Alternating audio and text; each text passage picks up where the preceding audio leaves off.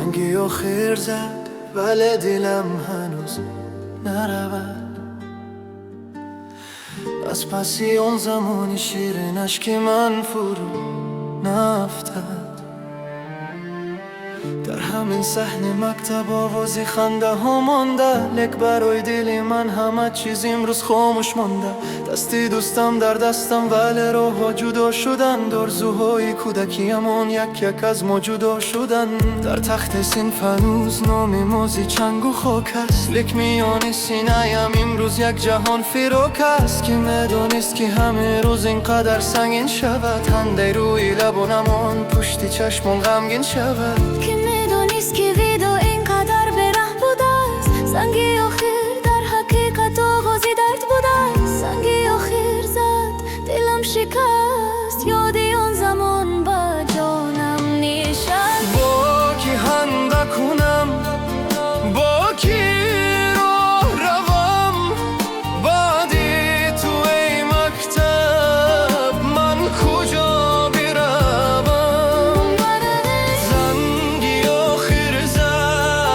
چشمم پراب در دلم منتظر ارمانی نایاب.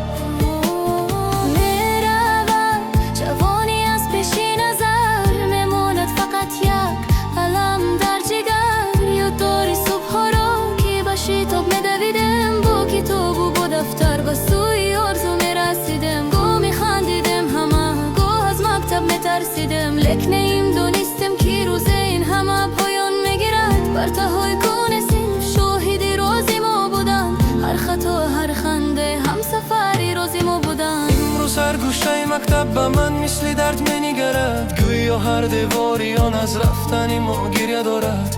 که میدانست که همین روز اینقدر سنگین شود، خنده روی لبانمان پشت چشمم غمگین شود. که میدانست که ویدا اینقدر بره بوده است. زنگی آخر در حقیقت آغازی درد بوده است. زنگی آخر زد دلم شکست، یادی آن زمان با جانم نشست. زنگی آخر زد دلم شکست، یادی آن زمان با جانم نشست.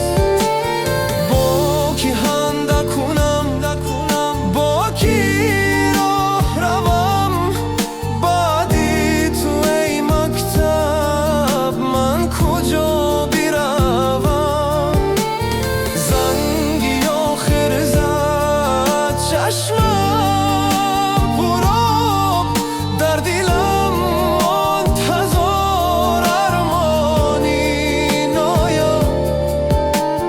میرود جوانی از پیش نظر، میماند فقط یک هم در جگر. امروز همه گل و دستوری باشید و نپوشیده، لک درونی سینه من غمی ویدا خوابیده.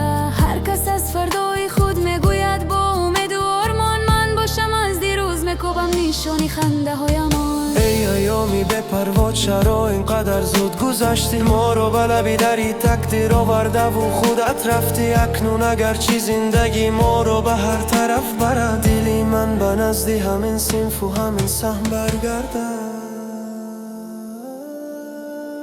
زنگی آخر زد ای بهاری من، تو نمیمانی دیگر در کناری من. هر قدم هر نگاه هر صدای در میماند همیشه چون داغی جگر.